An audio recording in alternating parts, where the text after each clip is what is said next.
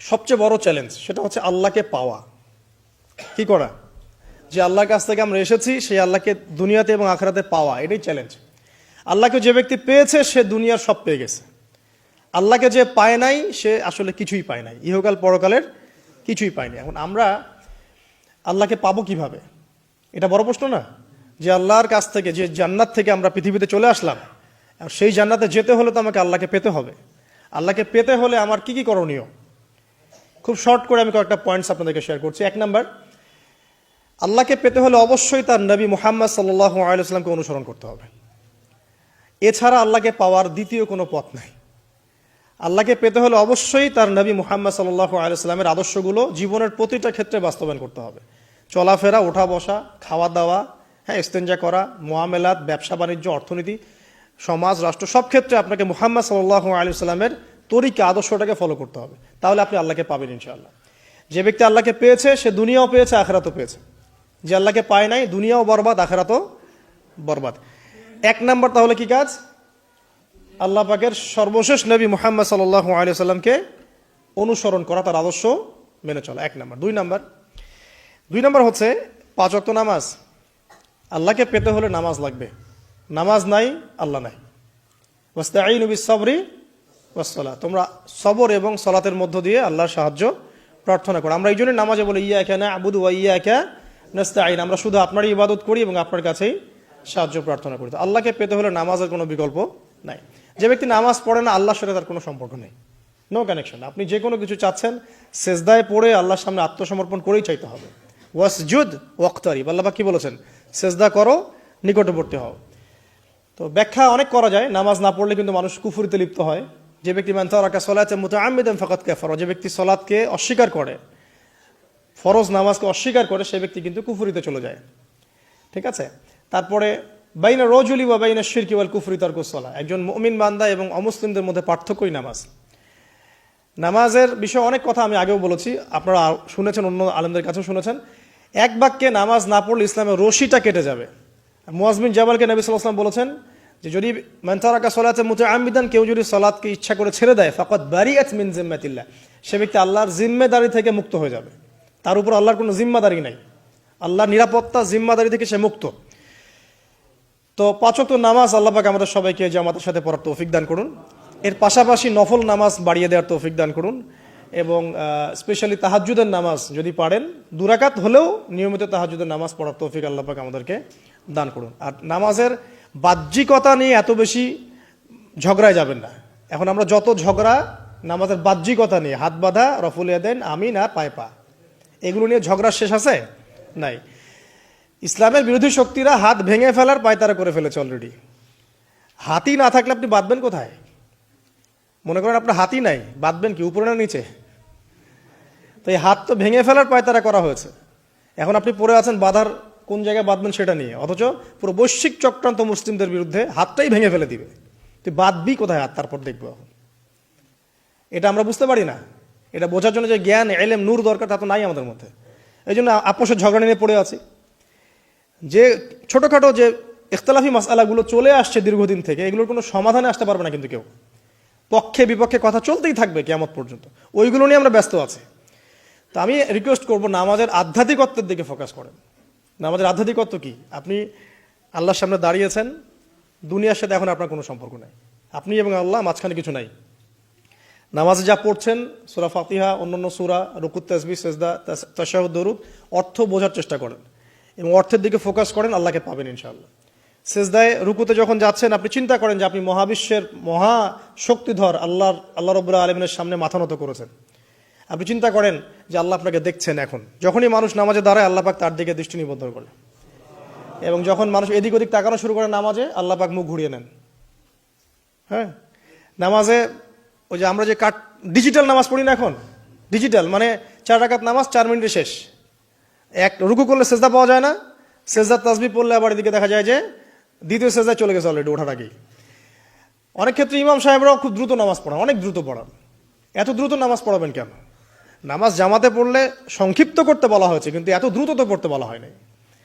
এখনও দেখবেন মক্কা মদিনায় গিয়ে নামাজ দেখবেন, মাশাআল্লাহ, নামাজটা তাদের মাশাআল্লাহ, এটার প্রশংসা না করলে হক আদায় হবে না। নামাজটা অসাধারণ, ধীর স্থিরভাবে ফজরের নামাজ 20 মিনিট, 15 মিনিট, 20 মিনিট পড়াচ্ছে নামাজ, রিল্যাক্স। নামাজে দাঁড়ালে চমৎকার তেলাওয়াত হচ্ছে, আপনি ভুলে যাচ্ছেন নিজেকে।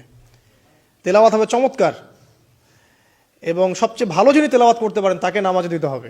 রিল্যাক্সে নামাজ পড়বে। ক্ষেত্র বিশেষে আপনি শর্ট করতে পারেন, কিন্তু সবসময় কেন আমরা 4 রাকাত নামাজ 3 মিনিটে শেষ করে দিব? আবার নামাজের পর দোয়াটা হবে লম্বা, অথচ নামাজটাই ছিল দোয়া, নামাজটাই কিন্তু দোয়া। এখন সেজদায় আমরা যদি কান্নাকাটি করতে না শিখি, আল্লাহর সামনে আমি মাথা নত করেছি, এখানে নিজের মনের যত আবেগ, আকুতি, দোয়া, এগুলো আল্লাহর সামনে ঢেলে না দিতে পারি, এই দোয়া কালাম না শিখি, তাহলে তো নামাজের আধ্যাত্মিকত্ব অর্জন হলো না। সাহাবীরা কেমন করে নামাজ পড়তেন যে নামাজ পড়ার পরেও তাদের গা থেকে তীর বের করা যায়? কিভাবে তারা নামাজ পড়তেন? তাহলে নবী সাল্লাল্লাহু আলাইহি ওয়াসাল্লাম কিভাবে নামাজ পড়তেন যে নামাজ পড়ার ফলে তার পা মোবারক ফুলে যাইত? 1 রাকাতে তিনি 4 পারা কোরআন তেলাওয়াত করতে পারলেন কিভাবে?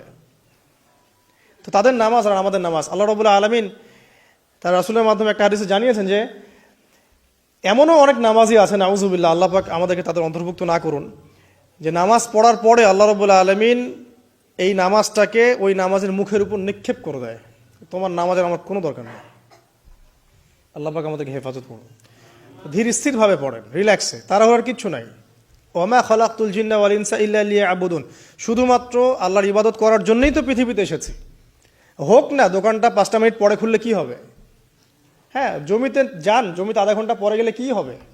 যে আল্লাহ পাক আপনাকে বাঁচিয়ে রাখতে পারেন, সে আল্লাহ পাক আল্লাহর পথে সময় দিলে আপনাকে অফুরন্ত রিজিকও তো দিতে পারেন না? আপনি আল্লাহর হয়ে যান, বাকি সব আল্লাহ আপনার দায়িত্ব নিয়ে নিবে ইনশাআল্লাহ। আপনি নিজে আল্লাহর হয়ে যান, আপনার সব কিছু দায়িত্ব কে নিয়ে নিবে? আল্লাহ নিয়ে নিবে। তো আল্লাহ পাক আমাদেরকে ধীর স্থিরভাবে আধ্যাত্মিকত্ব অর্জন করে নামাজ পড়ার তৌফিক দান করুন, আমিন। তো দেখুন, আল্লাহকে পাওয়ার সবচেয়ে সেরা মাধ্যম কি? নামাজ। তার আগে বলেছি নবী সাল্লাল্লাহু আলাইহি ওয়াসাল্লামের অনুসরণ। আল্লাহকে পাওয়ার তৃতীয় একটা মাধ্যম বলে দিই আমি, সওম বা রোজা রাখা। অল্প সময় গুটিয়ে নিচ্ছি, সওম বা রোজা রাখা।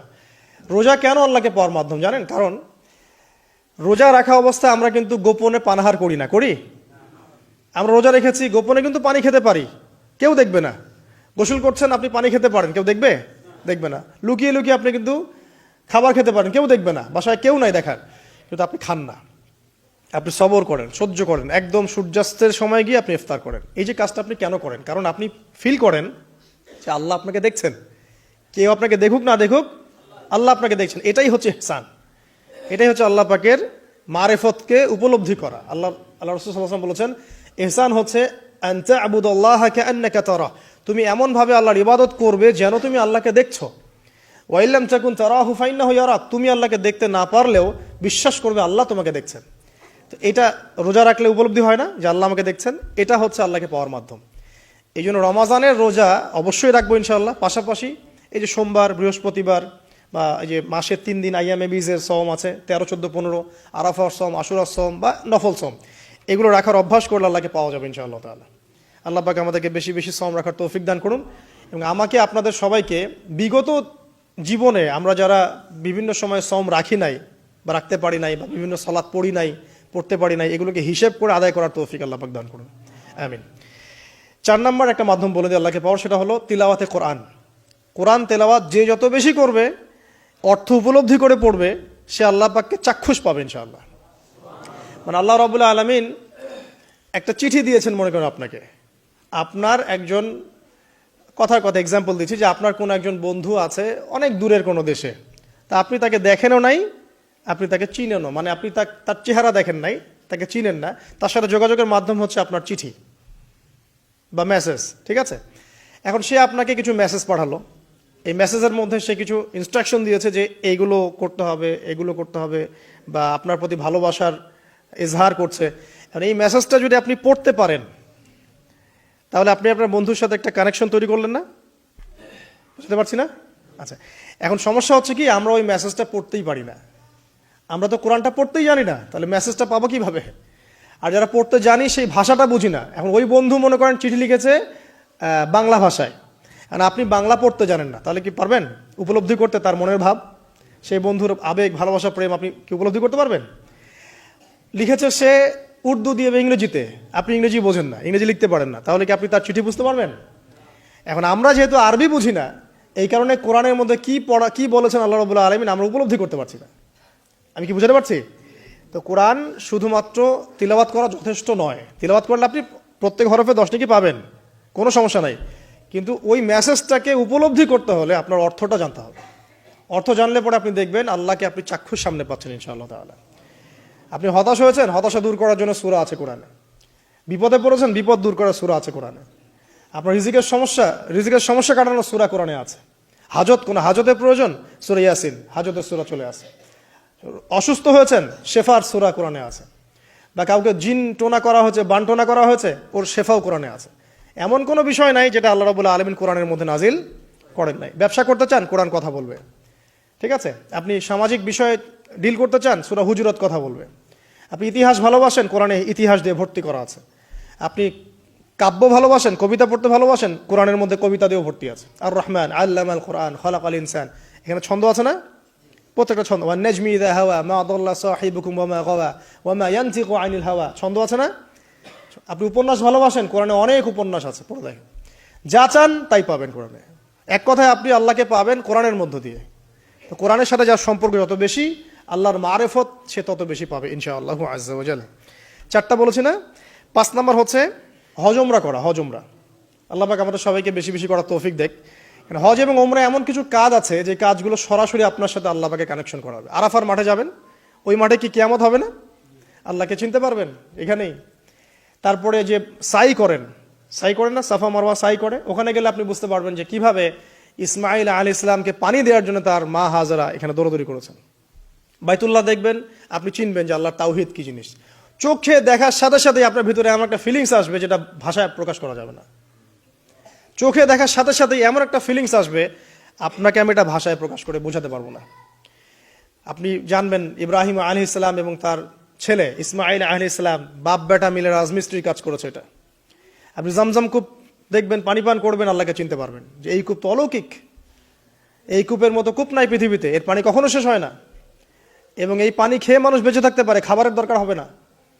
দীর্ঘদিন পর্যন্ত এই পানি খেয়ে মানুষ বেঁচে থাকতে পারবে, খাবারের প্রয়োজন হয় না। তো এই পানির মধ্যে এমন কিছু উপাদান আছে যেটা মানুষের শরীরের রোগগুলোকে শেফা দিয়ে দিবে ইনশাআল্লাহ তাআলা আল্লাহর হুকুমে। তো প্রত্যেকটা কাজে রাসূল সাল্লাল্লাহু আলাইহি ওয়াসাল্লাম শহরে গেছেন মদিনায়, ওই মদিনার বাতাসটা আপনাকে বলে দিবে যেটা এটা একটা অন্যরকম শহর, ঠিক আছে? রাসূল সাল্লাল্লাহু আলাইহি ওয়াসাল্লামের রওজায় যাবেন, সামনে দাঁড়াবেন, আপনি আল্লাহকে চিনতে পারবেন। আপনি আর পৃথিবীতে থাকবেন না, অন্য জগতে চলে যাবেন। ওই যে বাকিউল গারকাদ আছে, সাহাবীদের কবরস্থান জান্নাতুল বাকি, ওখানে ঢুকবেন, আপনার কাছে মনে হবে যে পৃথিবীটা আসলে কিছুই না। পৃথিবীর সবচেয়ে সেরা মানুষগুলো এই মাটির নিচে শুয়ে আছে, ওখানে আপনাকে খুবই তুচ্ছ মনে হবে তাদের সামনে। এই যে মানে বিভিন্ন জায়গায় গিয়ে আল্লাহকে চিনতে পাওয়া, এটা সবচেয়ে ভালো হয় হজ এবং উমরাতে গিয়ে। আল্লাহ পাক আমাদেরকে তৌফিক এনায়েত করুন, আমিন। তো এটা একটা আল্লাহকে পাওয়ার নিদর্শন। যাদের হজ ফরজ হয়ে গেছে অবশ্যই হজ করে ফেলবেন, আর যাদের সামর্থ্য আছে তারা বেশি বেশি উমরা করবেন। নবী সাল্লাল্লাহু আলাইহি ওয়াসাল্লাম বলেছেন, এক হজ পরের হজের মধ্যে যত গুনাহ মাফ করিয়ে দেয়, এক উমরা পরের উমরার মধ্যে যত গুনাহ সেগুলোকে মাফ করিয়ে দেয়। আল্লাহ পাক আমাদেরকে এই আমলগুলো করার তৌফিক এনায়েত করুন। 6 নাম্বার বলছি জিকির। আল্লাহ পাকের জিকির বাড়াতে হবে। যে আল্লাহ পাকের জিকির যত বেশি করবে, সে আল্লাহ পাকের মারিফত তত বেশি উপলব্ধি করবে, আল্লাহকে পাবে ইনশাআল্লাহ। আর এই জিকির করার জন্য ওযুও শর্ত নয়, জানেন? আল্লাহর জিকির করার জন্য কিন্তু ওযু শর্ত নয়। আপনি মনে মনে চলতে ফিরতে অলওয়েজ সুবহানাল্লাহ, আলহামদুলিল্লাহ, আল্লাহু আকবার, লা ইলাহা ইল্লাল্লাহ, আস্তাগফিরুল্লাহ পড়তেই থাকতে পারেন। কষ্টের কিছু আছে? খালি জবান চলবে। মাঠে কাজ করছেন, ওই যে লাঙল দিয়ে কাজ করছেন, সেচ দিচ্ছেন, আপনি পড়তে থাকবেন আস্তাগফিরুল্লাহ ওয়া আতুবু ইলাইহি, লা হাওলা ওয়ালা কুওয়াতা ইল্লা বিল্লাহ, সুবহানাল্লাহ, আলহামদুলিল্লাহ, লা ইলাহা ইল্লাল্লাহ, আল্লাহু আকবার। কোনো সমস্যা নেই। রান্না বান্না করছে মেয়েরা, এটা করতে করতে পড়তে পারবে না? গাড়ি ড্রাইভ করতে করতে আপনি পড়তে পারবেন লা ইলাহা ইল্লাল্লাহ ওয়াহদাহু লা শারীকা লাহু, লাহুল মুলক ওয়া লাহুল হামদ ওয়া হুয়া আলা কুল্লি শাইইন কাদির। যে কোনো কাজ করতে করতেই ইল্লাল ইস্তেনজা বাদ দিয়ে। ইস্তেনজা কি জিনিস? প্রসাব পায়খানা। এই সময় এগুলো মুখ দিয়ে বলবেন না, দরকার নাই। আপনি এখানে এরপরে যে সময়গুলো আছে এগুলোতে আপনি জিকির বাড়াবেন। যে যত বেশি জিকির করবে তার কলব তত বেশি পরিচ্ছন্ন হবে। যার কলব যত পরিচ্ছন্ন, আল্লাহর নূর তার কলবে তত বেশি আসবে, সে আল্লাহ পাকে তত কাছে পাবে ইনশাআল্লাহু আজ্জা ওয়া জাল। 7 নাম্বার দোয়া ইস্তেগফার বাড়িয়ে দেয়া। আল্লাহর কাছে বেশি বেশি দোয়া করতে হবে। দোয়া বাড়িয়ে দেন। দোয়ার জন্য হুজুর ডাকতে হবে না, দোয়ার জন্য আমাকে ডেকে বাসায় খাওয়ানোরও দরকার নেই আপনার। দোয়ার জন্য আপনি যথেষ্ট। নামাজে দাঁড়ান, নামাজের সেজদায় দোয়া করেন, নফল নামাজ পড়েন, নফল নামাজের সেজদায় দোয়া করেন, নামাজের পরে হাত তুলে দোয়া করেন, প্রয়োজনে নামাজে সালাম ফেরানোর আগে দোয়া করেন, যে কোনো ভালো কাজ করেছেন তারপর দোয়া করেন, ঠিক আছে? কোরআন তেলাওয়াত করলেন, দোয়া করেন, তাহাজ্জুদের ওয়াক্তে দোয়া করেন, বৃষ্টি পড়ছে তখন দোয়া করেন, ঠিক আছে? মানে দোয়া কবুলের মোমেন্ট, সময়গুলো, আজান হয়েছে, আজান ইকামতের মাঝখানে দোয়া করেন, এই যে এখন খুতবা হচ্ছে এই সময় দোয়া করেন, দোয়া কবুল হবে। দিনী মজলিসে বসেছেন, দোয়া করেন, দোয়া করতে থাকেন মনে মনে। যত বেশি আপনি দোয়া করতে পারবেন আল্লাহর কাছে, ইনশাআল্লাহ আল্লাহকে আপনি তত কাছে পাবেন ইনশাআল্লাহ। এটা আল্লাহকে পাওয়ার অন্যতম মাধ্যম। এবং ইস্তেগফার, ইস্তেগফার মানে কি? তওবা করা। আস্তাগফিরুল্লাহাল্লাযী লা ইলাহা ইল্লা হুয়াল হাইয়ুল কাইয়ুম ওয়া আতুবু ইলাইহি। এটা বেশি বেশি পড়বেন, দিনে কমপক্ষে 70 বার বা 100 বার পড়ার চেষ্টা করবেন। আল্লাহ পাক তৌফিক দান করুন। কয়টা বলেছি ভাই? 7টা। আচ্ছা, 8 নাম্বার হচ্ছে সদকা করা। সদকা, দান সদাকা আল্লাহর কাছে খুব বেশি পছন্দের। দান সদকা করার জন্য সম্পদ লাগে না, আমার কথা শোনেন। দান সদকা করার জন্য সম্পদ লাগে না, কলিজা লাগে, মন লাগে। বহু বড় বড় মানুষ আছে দান সদকা করতে পারে না, কোটিপতি, জাকাত দেয় না, আছে না? আর বহু গরিব মানুষ ভ্যান চালায়, কৃষিকাজ করে, দেখবেন 100 টাকা দান করে দিল, মন থাকতে হয়, মন, কলিজা বড় থাকতে হয়। তো যাদের কলিজা বড়, মন বড়, তারা দান সদকা করতে পারবে ইনশাআল্লাহ। আর যার মন বড়, সেখানেই তো আল্লাহ নূর আসবে। সংক্ষিপ্ত মনে, সংকীর্ণ মন, আল্লাহ নূর কোত্থেকে আসবে? কথা বুঝতে পারে নাই? তো দান সদকা বাড়ান। আপনি 1 টাকা দান করেন, 5 টাকা দান করেন, হালাল রিজিক থেকে 1 টাকা দান করেন, সেটা আল্লাহর কাছে অনেক বেশি পছন্দের। একটা হাদিসে নবী সাল্লাল্লাহু আলাইহি ওয়াসাল্লাম বলেছেন, হালাল উপার্জন থেকে আল্লাহর বান্দারা যখন একটা খেজুরও দান করে, আল্লাহ পাক সেই একটা খেজুরকে আস্তে আস্তে বড় করতে থাকেন, বড় করতে থাকেন, বড় করতে থাকেন। এটা এক পর্যায়ে পাহাড়ের সমান হয়ে যায়। এবং কিয়ামতের মাঠে মানুষ তার দান এবং সাদাকার যে ছায়া, এই ছায়ার নিচে অবস্থান করবে।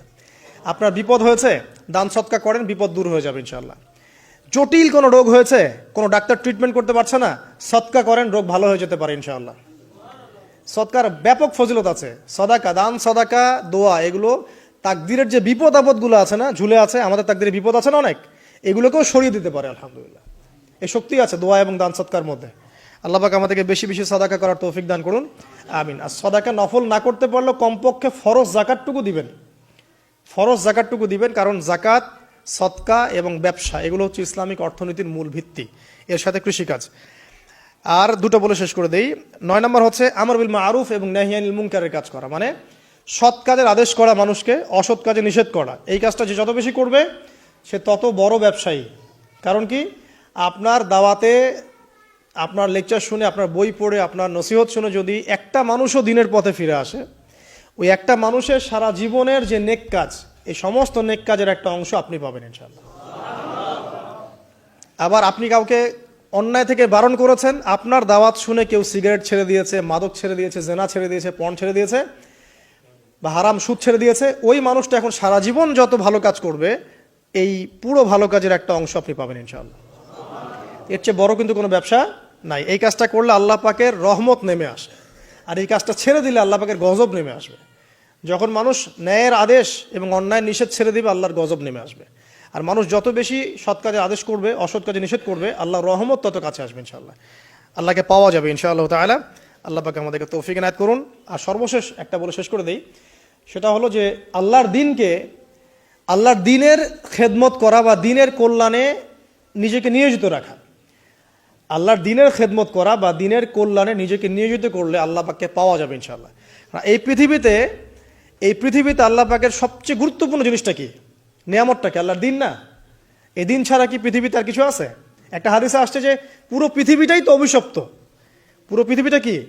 অভিশপ্ত। শুধুমাত্র দিনের এলেম অর্জনের জায়গা ছাড়া, তালেবে এলেমদের জায়গা ছাড়া, দিনী মাহফিলগুলো ছাড়া, যেখানে নামাজ হয় এই জায়গাগুলো ছাড়া, বাকি সব অভিশপ্ত জায়গা। তো এখানে পৃথিবীতে সবচেয়ে গুরুত্বপূর্ণ এবং ইম্পর্টেন্ট, আল্লাহর কাছে প্রিয় জিনিসটা কি? আল্লাহর দিন। তো আল্লাহর সেই প্রিয় জিনিসটাকে যারা এগিয়ে নেওয়ার চেষ্টা করবে, সেই দিনের খেদমত করার চেষ্টা করবে, দিনের জন্য একটা মসজিদ করা, একটা মাদ্রাসা করা, হ্যাঁ, একটা কোনো ভালো কোনো প্রকল্প করার চেষ্টা করবে, আল্লাহ পাক কি তাদেরকে রক্ষণাবেক্ষণ করবেন না? আল্লাহ পাক তাদের অভিভাবক হবেন না? নিঃসন্দেহ হবেন ইনশাআল্লাহ। এবং ইনশাআল্লাহ তাআলা তারা পৃথিবীতেও সফল হবে, পরকালেও ইনশাআল্লাহ তাআলা সাফল্যের চাদর তাদেরকে আঁকড়ে ধরবে ইনশাআল্লাহ তাআলা। আল্লাহ রাব্বুল আলামিন আমরা সবাইকে এই দুনিয়াতে আল্লাহকে পাওয়ার তৌফিক দান করুন, এবং যে কাজগুলো করলে পরে আল্লাহকে পাওয়া যায় সেই কাজগুলো বেশি বেশি করে করার তৌফিক আল্লাহ পাক দান করুন। এবং পরকালে আল্লাহ রাব্বুল আলামিন আমাদের গুনাহগুলোকে মাফ করে আল্লাহর রহমতের চাদরে আমাদেরকে আবৃত করে নিন। আল্লাহুম্মা আমিন।